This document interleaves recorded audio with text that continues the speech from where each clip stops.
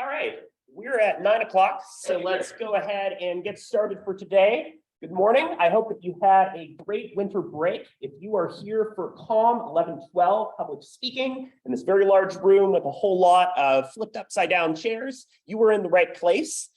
So welcome, happy to have you here. Let's go ahead and get started. So I want to start by sharing a video clip from the comedian Jerry Seinfeld that I think gets at a lot of the feelings that you might be feeling as you're getting into a class like public speaking, especially as you're realizing, wow, this is a big room, there's a lot of echo and things going on. I might have to project my voice when I'm speaking. I saw a thing, actually, a study that said speaking in front of a crowd is considered the #1 fear of inhabitants.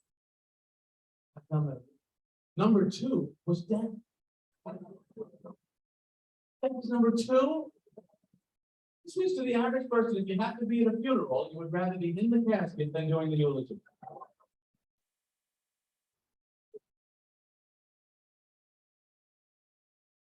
So this is a sentiment that a lot of people have, right? A lot of people do not like public speaking. We're terrified of it. We imagine it going wrong as we're getting up to speak. We're worried about being nervous in front of a large crowd. And I'll let you in on a little secret. My fear of public speaking never goes away, right? It's a question of how we channel and we make that fear into something that's tangible, that's meaningful, and making that nervous energy into something that's effective and works to convey our message, right? So it's natural to feel anxiety, to feel concern, to feel fear as you're getting into a class like public speaking and are not necessarily excited about having to present in front of a group of people. And I want us to take some time to unpack and think about this a little bit. So first of all, I would like you to take some time either on a sheet of scrap paper or on a device like a phone or computer if you have it with you, to take a few minutes to note, first of all, what is frightening about public speaking. This could be what's directly frightening to you, or if you're not feeling that fear as much yourself, what is it about public speaking that draws fear in a lot of people?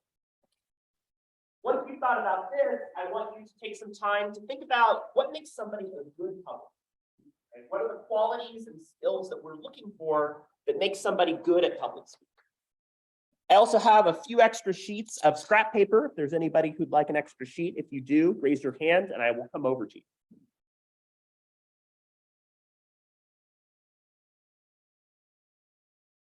So I'll give you about 5 minutes to work through this question, and I'll be asking us to go around and talk about this together.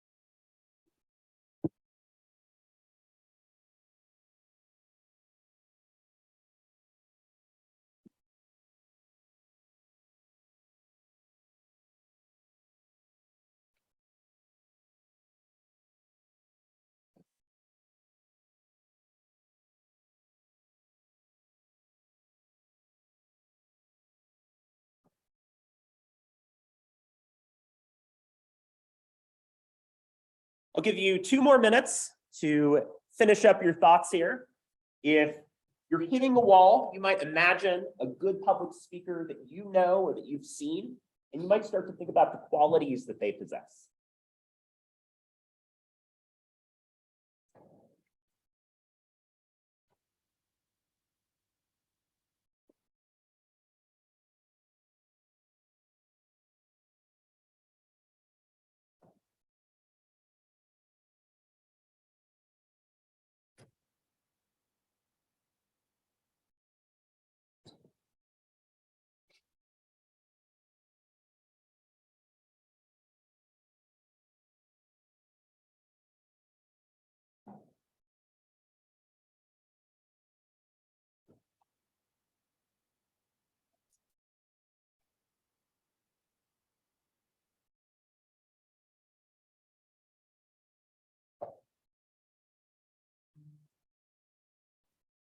Seeing a lot of pens and pencils down, so go ahead and wrap up your current thought or idea.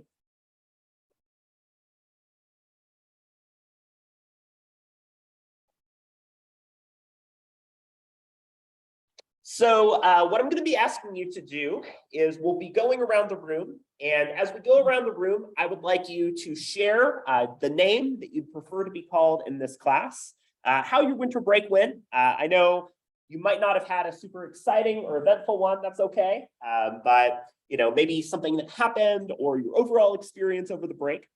I want you to share one of the things that you wrote down that's frightening about public speaking. And I also want you to share one thing that, in your opinion, makes somebody a good public speaker. And it's okay if you start to share something that other people have already said, right? There's a trend and pattern that we'll start to notice about what makes somebody a good public speaker. For this room, right, we're a big room, there's lots of people, there's a bit of an echo, so I do encourage you to enunciate and articulate to the best of your ability so that everybody here in the class is able to hear you okay. Let's start here in the back.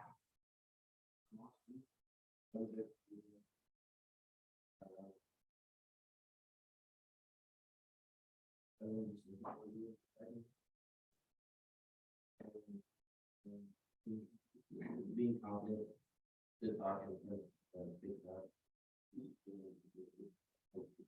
yeah.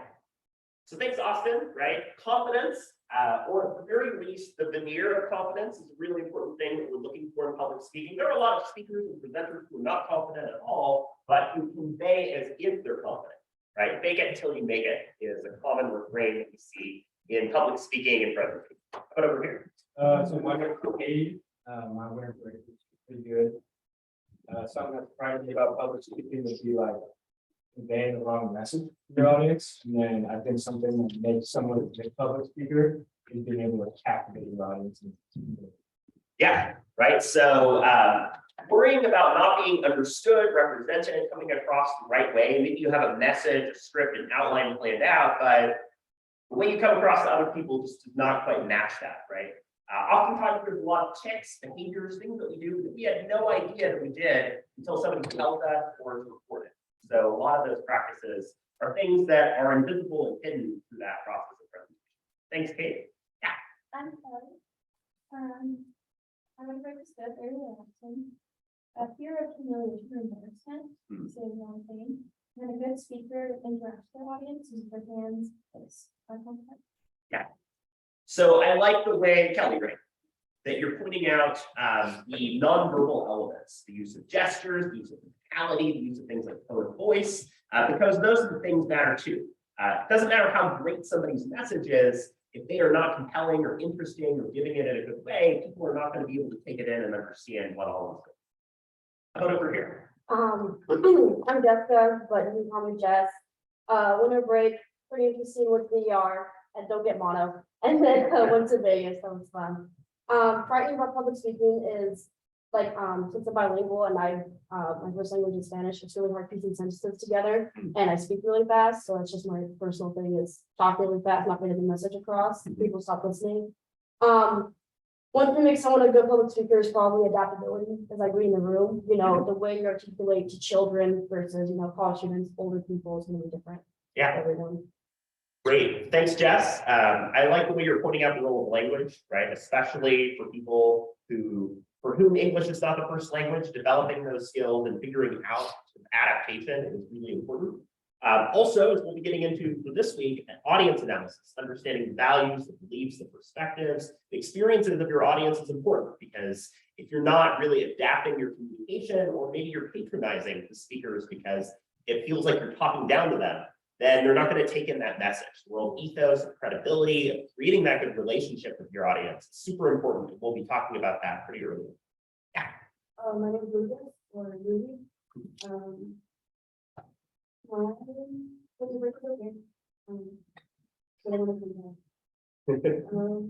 What is writing or speaking would be like if you're messing up, like, or even just stuttering a lot.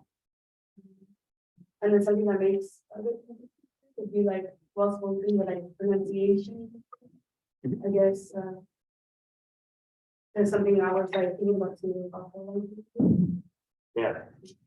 Yeah, making sure you're understood clearly. And then again, noticing a trend, people worry that despite preparation and work, maybe things don't quite go the way that they should once you actually get up to speed. So that's something we'll be working through and discussing more together.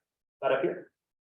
Yeah, my name is Chad Rasmussen, and my number it was okay. My wife was in and out of the hospital for endometritis, whatever it's called. But anyways, one of the fears that I put down that people have is either they don't want to feel judged by people when they're speaking, or they just don't like the spotlight and the attention everybody has on them. And I think a good public speaker is someone who can ignore those fears and just push on and continue on.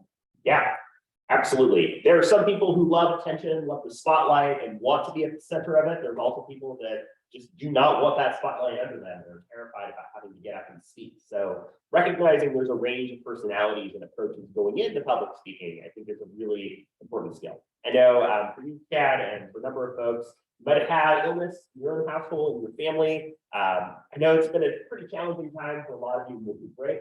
Also know that if you're experiencing illness or family emergency or anything like that, we'll do what we can to support you and help you to speak at a different time if you're scheduled to speak and something comes up. So just recognize that life happens, especially in the winter time. So I encourage you to do what you can to keep yourself and others safe. My name is Olivia, and I'm because sharing in the valley a lot. And I thought one thing that's frightening about public speaking is also feeling like I don't die in the spotlight. And then I think if you're not monotone, that is a good quality for public speakers. You're not kind of adding emotion here and there and one. Yeah. Thanks, Olivia. Right. So vocal variety within a sentence, altering the way that you speak. You don't want to sound like, text to speech like Siri or Alexa. There's something uncanny about when you hear that type of monotone where words aren't being emphasized quite correctly. And even within a single sentence, the words that you choose to emphasize and provide variety to can mean things that are totally different, right? Like I'm going to the store to convey frustration, or I'm going to the store, pointing out where the store is, are two very different ways to say the same sentence, mean different things to your audience. So over here. My name is Michaela. My life is very pretty good. Sensible speaking. One frightening thing about public speaking is probably like the fear of rejection or just from the crowd. And a good public speaker is able to stimulate a crowd. Yeah, absolutely. So we'll be talking about that in this class as well, Michaela, this idea of pathos, appeals to emotion, being able to get people enlivened, interested, engaged, having some type of emotional attachment, even if it's not personal or self to something, we get people to care about something on the basis of our excitement and enthusiasm about what it is that we're talking about. We were looking at that a little bit more as we get into the informative and persuasive speeches later in the course. What over here?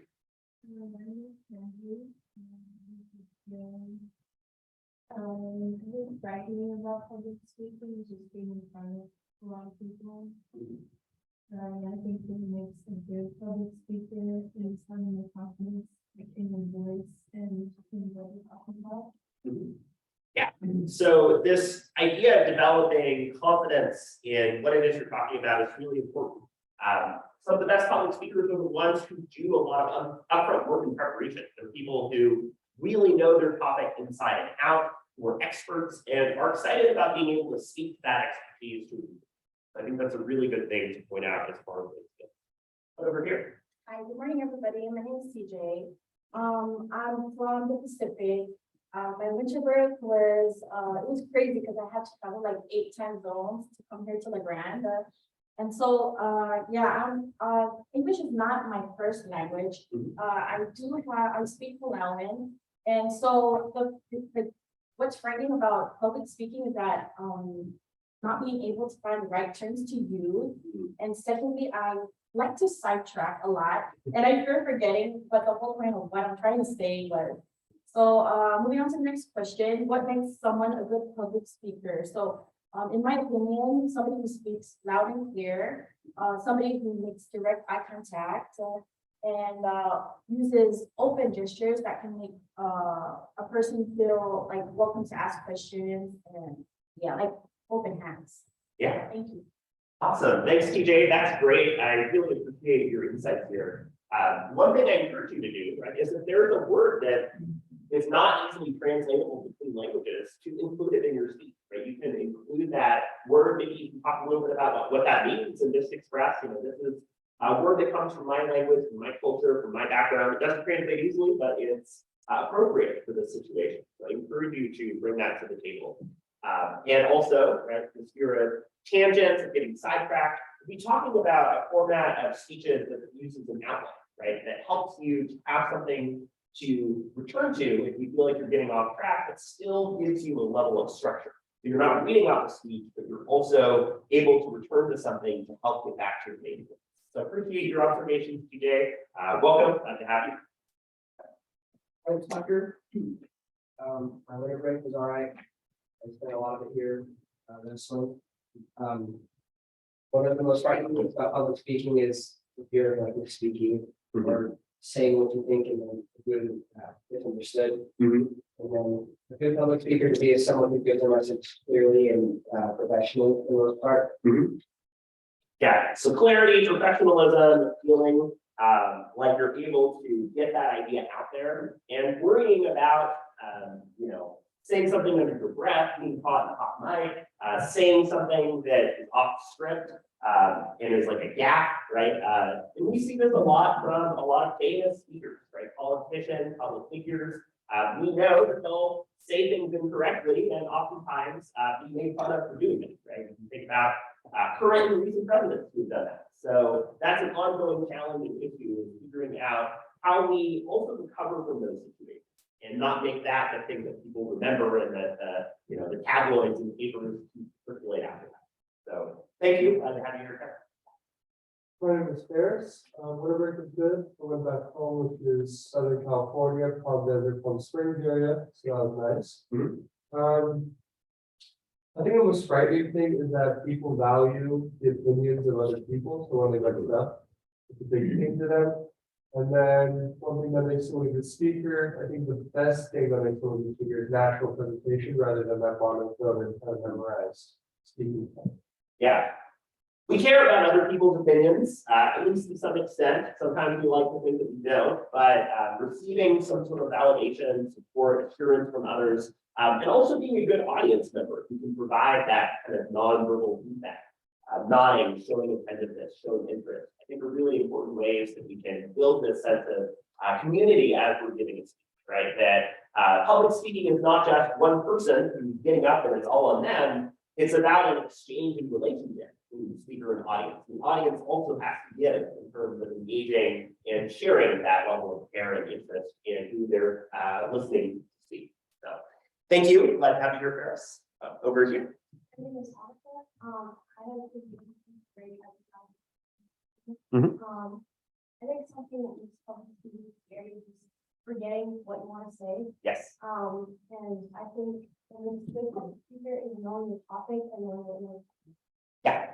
So again, the concern about getting off track, worrying that you might not remember your ideas, that's something we'll be talking about again with that outline format, but also I think giving yourself some space that there's an idea that just clicks in your head, that's relevant, that's interesting, that's a detail you didn't think about, but that adds to your speech is something you can give yourself the space to do too, right? Giving yourself the chance to be a little extemporaneous, to go off script and to feel confident in your ability to go off script is a skill that takes time, but also one that can really help that naturalness emerge in your speaking.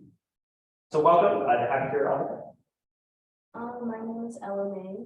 I want to break this down. Something that's scary about public speaking is and something that I think makes someone a good public speaker is being able to be. Yes. So projection, volume, those skills are really important. Interesting. LMA, a lot of folks seems like are coming back from California or from places where the weather is a lot nicer. How many people here are in their first year of Yale? A lot of you. So you missed the great winter of 2022, where it was so bad that classes during the first week were canceled through Friday. So we had like one class on a Wednesday, but then there was like an early release. So it was a whole mess. So thankfully, a little bit easier getting into town this time from the weather and all that. But glad everybody was able to make it. All right, career. I'm Noah. I want to break this good. I just worked on a range. I think one thing that's frightening about public speaking is, especially in like a classroom setting, people put a lot of pressure on themselves to do well and do really good, and so they don't want to mess up, trip over, stutter, or anything like that. And I think, in my opinion, probably the best, the most important thing that makes someone a good public speaker is to practice beforehand, so that they understand the topic really well. They know what to say, and it's something that they're going to say when they're confident and the message better.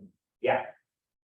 Thanks, Noah. Practice, preparation, all of that work is super important. And I think one of the really important things about practice is timing, because what I will tell you is when you get up to give a speech, you think, oh, wow, I've got like 6 minutes. I've got so much time. What am I going to say? But then as the time starts to go through, it's over before you know it. A lot of it is because of the anxieties, the concerns, your focus on getting those ideas together. Debate coach that I work with had a phrase that I really stuck with me, and that is time is your enemy, right? You are fighting against the clock to get the ideas and thoughts that you want to get together for your speech. Up here. My name is Natalie, and I want to break this together. Majority of my time with my family and caught up with some friends. Something that I think that is frightening about public speaking is being spotlight with a huge audience, not really knowing who you are, so it's a first impression to them. Yeah. And it's something that I think that makes a good speaker is having composure, but not being spotlight. Yeah, so it's a two-way street, right? You want to know your audience so that you can speak and present in a way that appeals and works for them. But also, you want to know your audience, out of this fear of judgment, of feeling like you want to understand and have a good relationship with them. And that's something we'll be doing for the first speech in this class. Our first speech that we'll be talking about in a little bit will involve you introducing a partner in the class. So we'll be learning more about each other and using that as a base to help develop the types of speeches we'll make to that audience. So thanks, Natalie. Glad to have you here. My name is Devin. Break was pretty good. I spent time with the family. And one thing that's frightening about public speaking, I feel like, is worrying that things may not go as planned. And the one thing that makes someone a good public speaker, I feel like, is confidence. Yes, so life happens while you're making plans for things, right? The ability to think on the fly, to adapt, to adjust what you do, I think is a really important skill. And again, that confidence is another big piece there too, right? We can forget people who maybe aren't the best public speakers, but are trying or interested and show that interest. Oftentimes we're mirroring the emotional state and energy somebody else as a speaker is bringing to the table. But over here. My name is Alex, and for winter break, I work and spend time with family.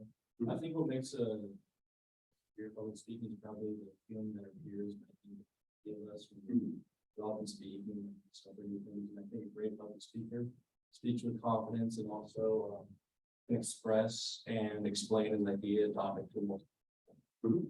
Yeah, again, the ability to adapt and also our ability as audience members to withhold judgment, right? Attribution errors, this idea that we make broad assumptions about somebody based on their mood or based on a specific event. So if we take a step back and we think about this person as, you know, maybe they're great at presenting and speaking, but you know, they're having a rough day, maybe they're coming out of cold, maybe they weren't the most prepared, right? We have the chance to learn and grow with each other, rather than rushing to a judgment of each other. And then how about over here? My name is Skyler. My winter break was really nice. I got to visit with family. One thing I find frightening about public speaking is possibility of judgment. And something I find in this public speaker is having a good understanding. So, Yes. So again, judgment is something that we have a lot of anxiety about because we worry about ramifications in the future as well as being judged in the moment. And I'm glad that it's something people are acknowledging, right, as a fear that they might be having. Because what we do with that fear and how we think about the judgments we make about other people improve our future. Okay. My name is Natania. My winter break was good. I got to go back to the last day, which was nice. And then something frightening about public speaking, like stuttering and messing up in front of a bunch of people. And then I think a good public speaker has like good movement and tone of voice. Yeah. Thanks, Titania. In addition, again, things like vocal variety, eye contact, physicality, how you physically move between parts of your speech, and also how you can correspond movement to the main points and ideas can actually be a really good way to signpost and make clear the ideas and where you're moving. Oftentimes, as an audience, we might not know the structure and organization that your speech has, so you have to overcompensate for that by being really clear to the audience for physicality, for use of signposting, where we are, so that they can follow along. Up here. My name's Audrey. My family and friends. One thing that I was describing with public speaking is like forgetting certain details about my speech, which is topic that I talked about.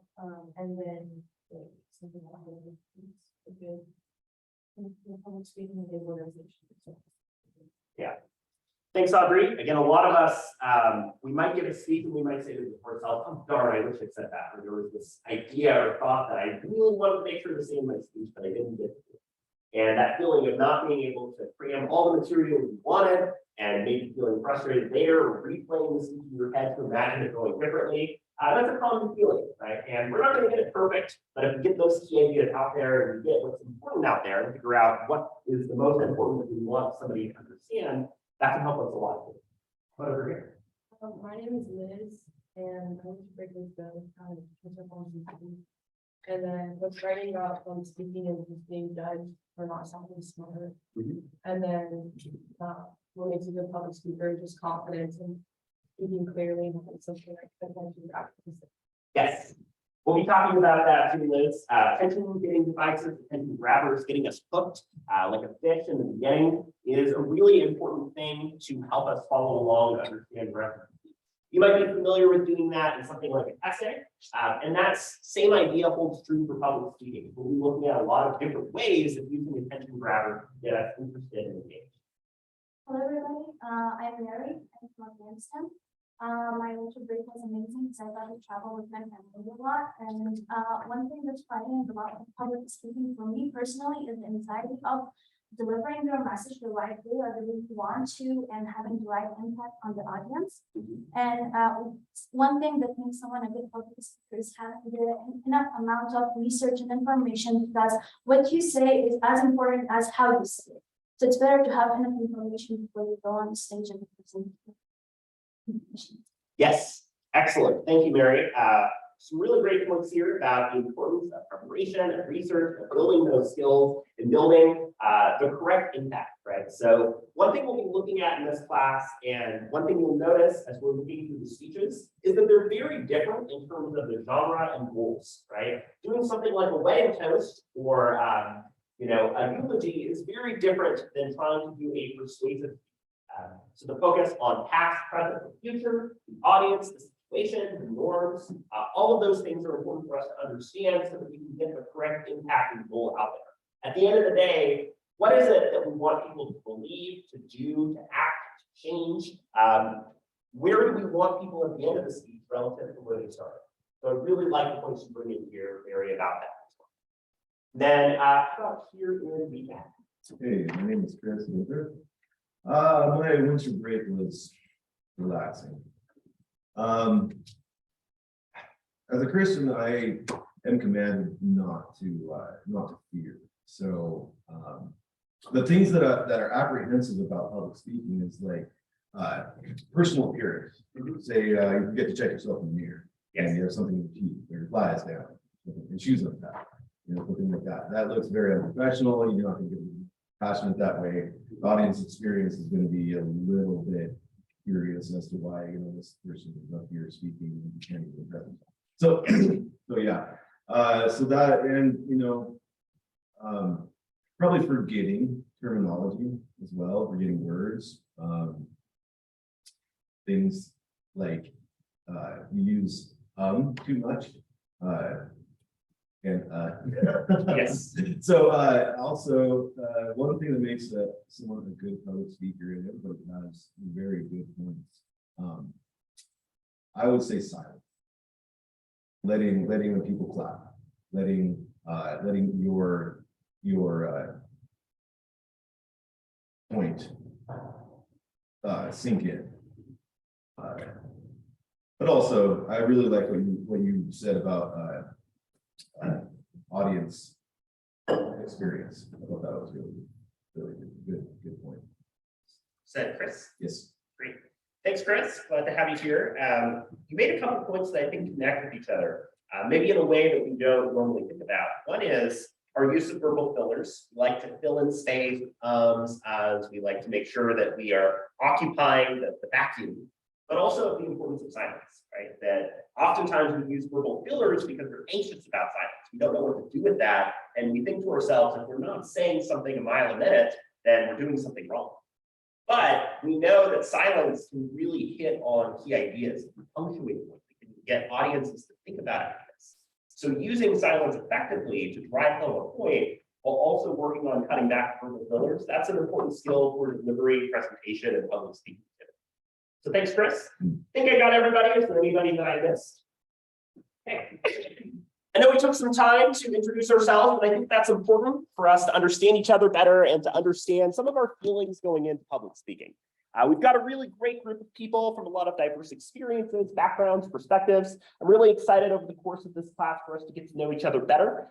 In fact, in this class, you will certainly have the chance to get to know each other better since we'll all be doing speeches together and we'll have the chance to understand some of the topics, issues, and ideas that are really interesting and enlightening to you. So I look forward to getting to know all of you better, especially after we have the first round of speeches. I should have everybody's names down. So we will continue to move forward from there.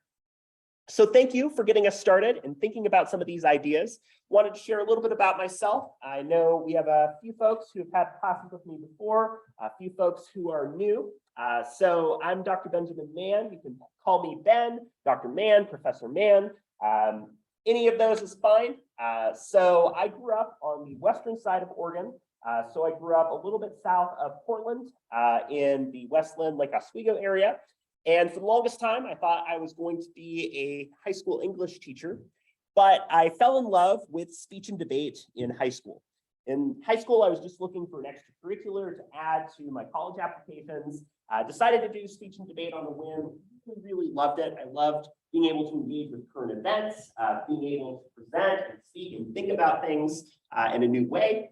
And that love brought me through college as well. I did speech and debate on a scholarship at Lewis and Clark College, where I competed for 4 years, did a lot of public speaking and debate events. And then I really got into communication through speech and debate. I was given the opportunity to coach speech and debate at the University of the Pacific in Northern California and also pursue a master's in communication. So I did that. I did a coaching speech and debate and an emphasis on understanding media representations of human experience, particularly related to difference and diversity. And then I continued to coach speech and debate and coached a national championship as well as international success at the University of Utah, where I received my PhD in communication, focusing specifically on disability communication and presentation online. So all that to say, I wanted to go back to my home state of Oregon. That's where I grew up. That's really close to me. So I was able to come back here last year. This is my second year here at EOU. And I currently serve as the chair of the Communication Studies Department. If you're curious to learn more about communication, maybe you're thinking about being a major or minor, or you just think communication courses are interesting and you want to learn more, just let me know and I'd be happy to tell you a little bit more about what we do. So as far as some of the things that I bring to the table, I do work in health communication. If you're looking for SSC, social science credit, I'm teaching an online communicating health and science course in the spring.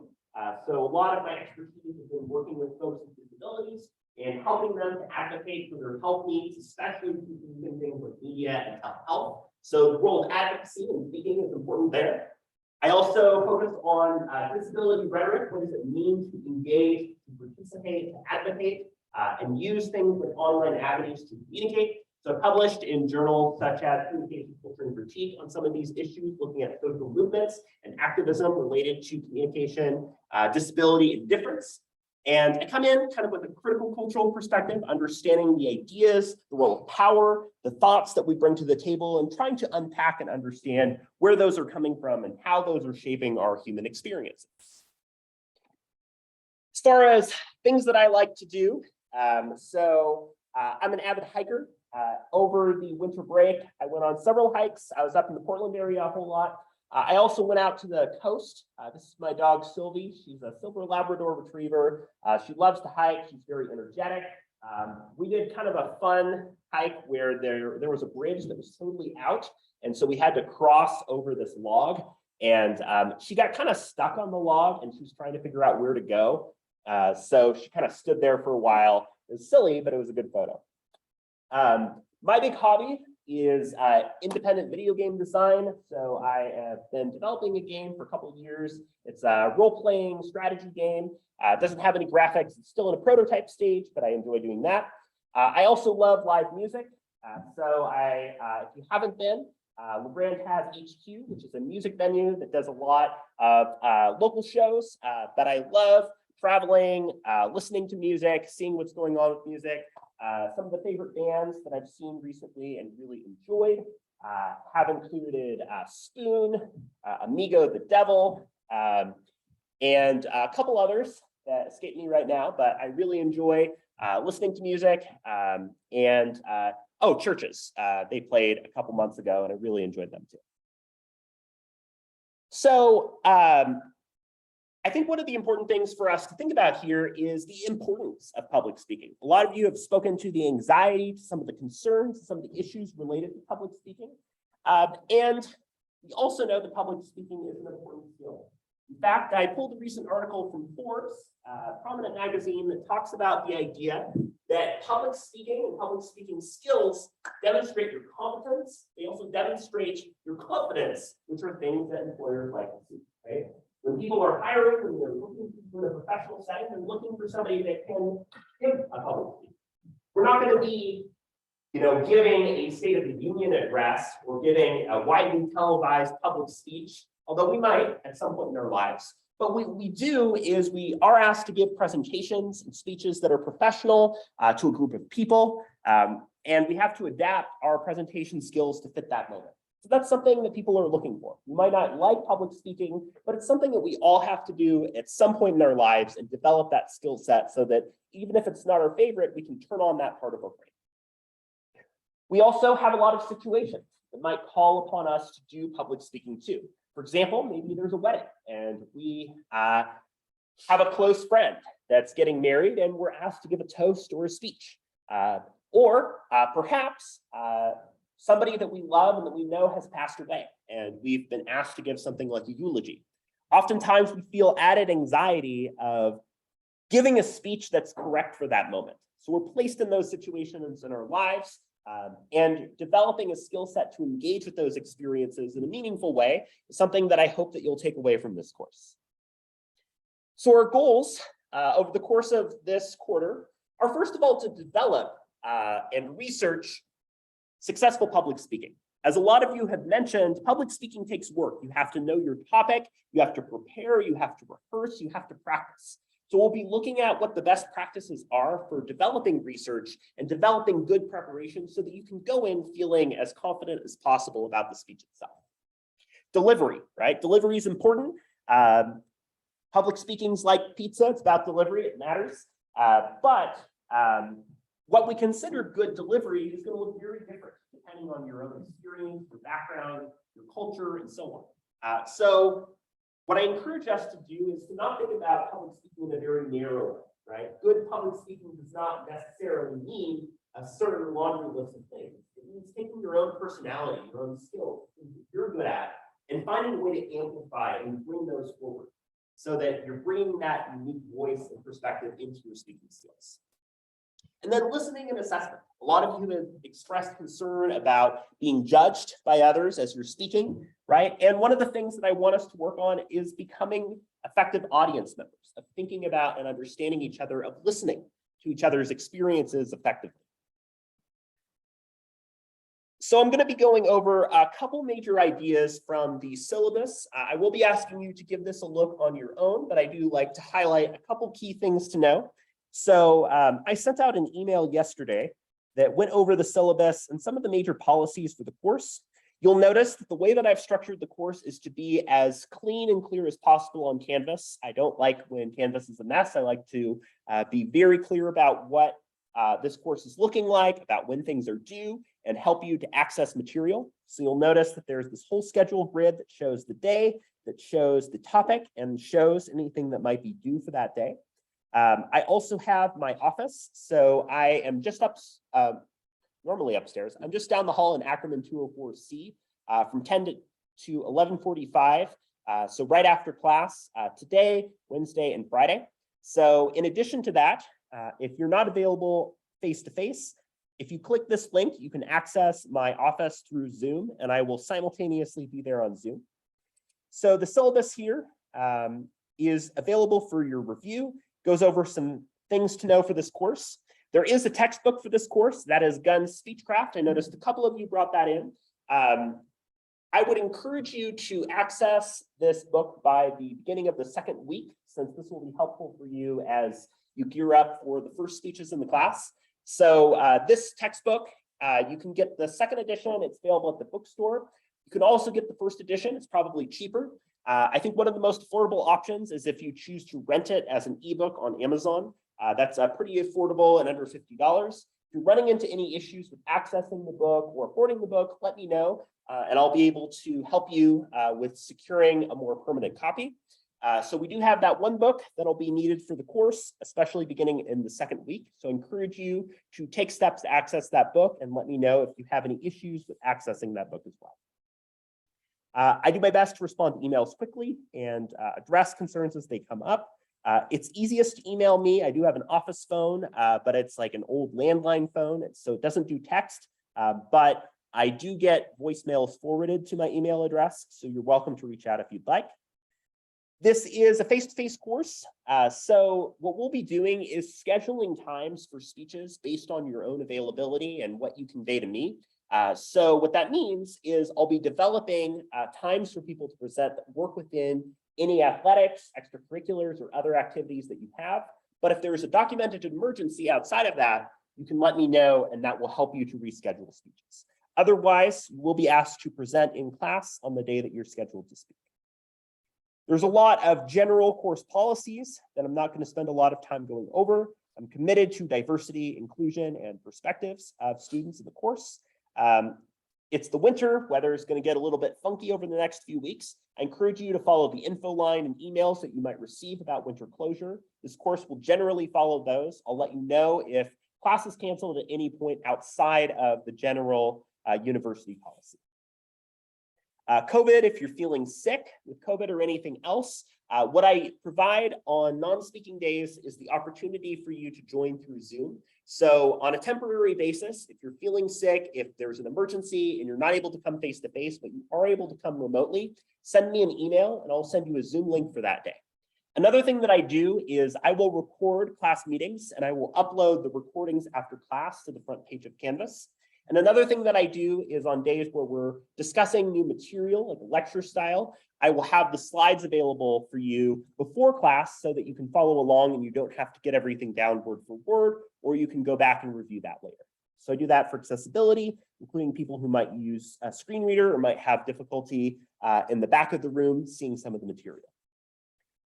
So please use technology appropriately. On speaking days, please don't use technology when other students are speaking. We want to really work on developing good listening skills and engagement with each other. I'll look at outlines, rough drafts. I'll even let you present a speech to me one-on-one in my office if you would like to do that before you're presenting in class. So we'll be talking about this more on Wednesday, but our first speech in the course is a partner introduction speech. So I'll be pairing you and asking you to get to know and learn things about a partner in the course. And then I'll be asking you to do a 3 to 4 minute speech that introduces us to your partner and shares some details about them.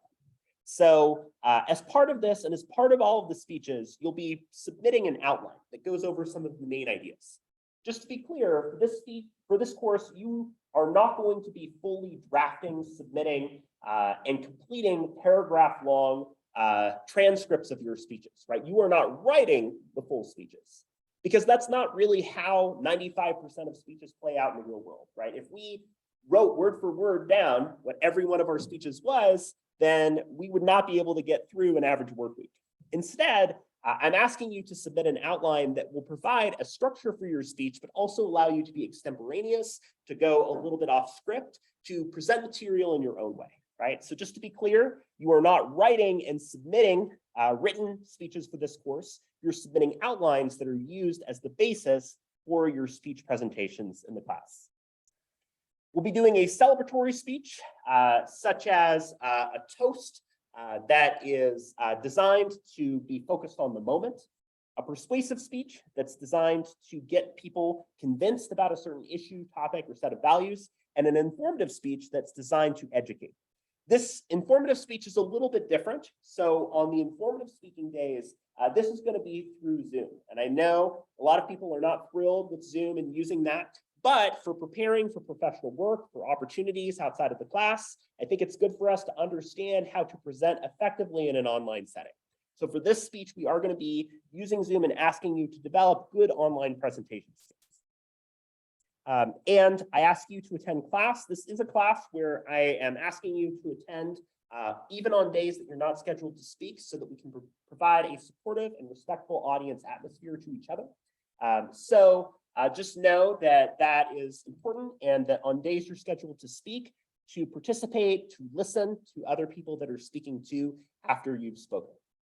So you might be wondering about the speeches and about how the speeches are structured. So you'll notice that there are days in the term that are divided to group 1, group 2, group 3, etc. And what we'll be doing is slotting you into speaking days, and we'll rotate. You might be first for this speech, but then you're last for this speech, so you get some variation. And doing this based on your own availability. So what I would like you to do by the end of the week is to complete this availability form, where you can mark off the days that you know you're not going to be able to attend for athletics, extracurriculars, and so on, so that we can develop a speaking schedule based on everybody's availability. So I'll be asking you to do that by the end of this week. So if you have a schedule, athletics, and so on that you know that you're going to be drawing from, I encourage you to use that to help you prepare. So for next class, I have a short reading, Bitzer's Rhetorical Situation, that's available on Canvas as a PDF. We'll be talking about that a little bit. I encourage you to order or pick up your copy of Speechcraft so that you have it for the second week. Complete that availability form by the end of the week once you have your athletic or travel schedule together. And then I also have a short syllabus quiz that will be by the end of the week as well. So have a great rest of the first day of the winter term. It was great to meet and get to know all of you a little bit better. I'll be in my office if you have any other questions, and I look forward to seeing you for our second class meeting on Wednesday.